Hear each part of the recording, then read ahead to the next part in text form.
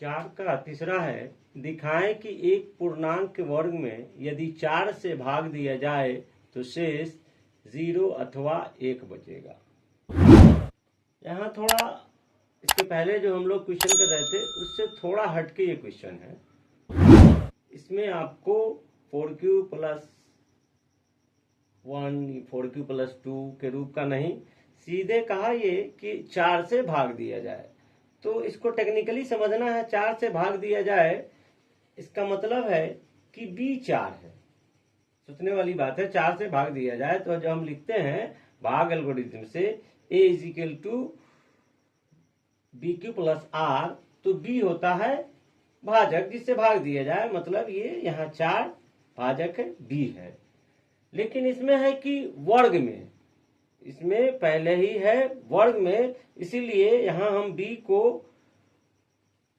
4 के बदले 2 मानते हैं कि तो 2 का स्क्वायर 4 हो जाता है, तो यहाँ हम b को 2 मानेंगे। लिखना वही है जैसे हर सवाल में हम शुरू करते हैं, उसी तरह से हम लिखना यहाँ भी शुरू करेंगे कि मान लिया कि a और b धनात्मक पूर्णांक हैं, धनात्मक पूर्णांक हैं, तो भाग एल्गोरिथम से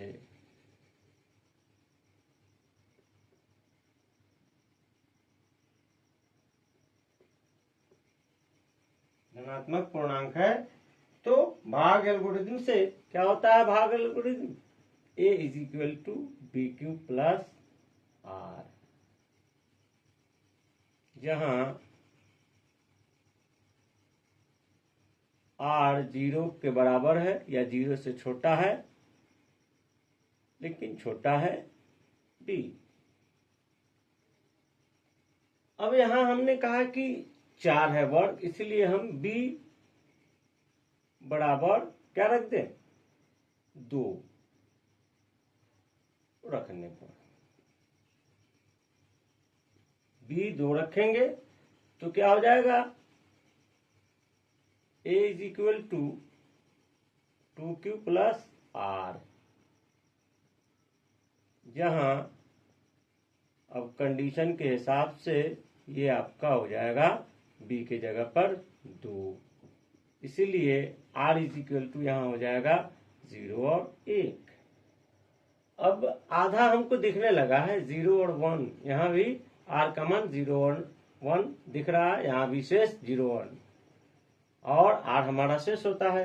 तो आधा तो यही आने के बाद आपका कॉन्फिडेंस लेवल बढ़ जाना चाहिए कि अब हम लोग जो चल रहे हैं वो बिल्कुल सही दिशा में चल रहे हैं, हमारा सारा प्रोसेस सही चल रहा है। यहाँ आने के बाद फिर चलते हैं हम स्क्वायर के रूप में।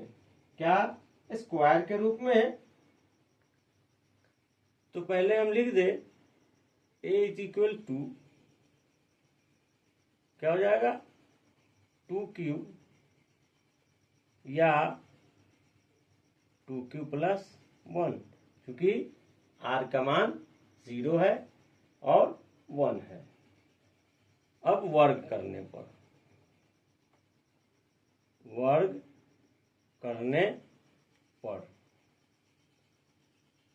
इन दोनों का वर्ग कर दें, a square is equal to 2q का whole square is equal to हो जाएगा 4q square is equal to 4 into क्या हो जाएगा? q स्क्वायर बराबर, आप इसको लिख दीजिए 4u, जहां q square is equal to u बराबर एक पूर्णांक है, 1 हो गया हमारा। अब यहां देखिए यही दिख रहा है कि b भाजक 4 हो गया और आर का मान कुछ भी नहीं है, मतलब शून्य हो गया, शेष शून्य हो गया। एक पार्ट का हमने कर दिया, शेष शून्य दिखा दिया, और भाजक 4 भी हो गया, और उसके पूर्णांक का वर्ग भी हो गया। अब पुनः अथवा करके इसको चलते हैं। A square is equal to 2q plus 1 का whole square is equal to, ये हो जाएगा 4q square plus 4q plus 1 हो गया, बराबर। अब यहां जरा देखें, 4 और 4 कॉमन ले लें, q square plus q plus 1। अब इतना को हम मान ले, जैसे यहाँ q स्क्वायर को u माना है, q स्क्वायर प्लस q को v मान ले, तो क्या हो जाएगा 4b प्लस 1। अब जरा यहाँ देखिए, b का मान 4, भाजक 4 से भाग दिया जाए तो शेष क्या, r का मान 1 हो गया। यहाँ लिख दे, जहां q square plus q is equal to v, एक पूर्णांक। अब हमको जो दिखाना था वो एक लाइन में लिख देंगे। क्या लिखेंगे, अतः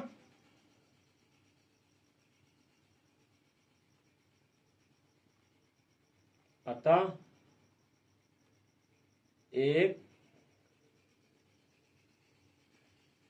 पूर्णांक के वर्ग में यदि 4 से भाग दिया जाए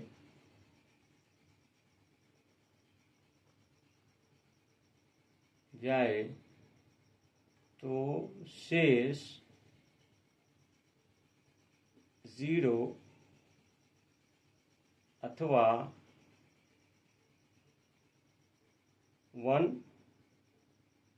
बचेगा। यही हमें दिखाना था और हमने दिखा दिया।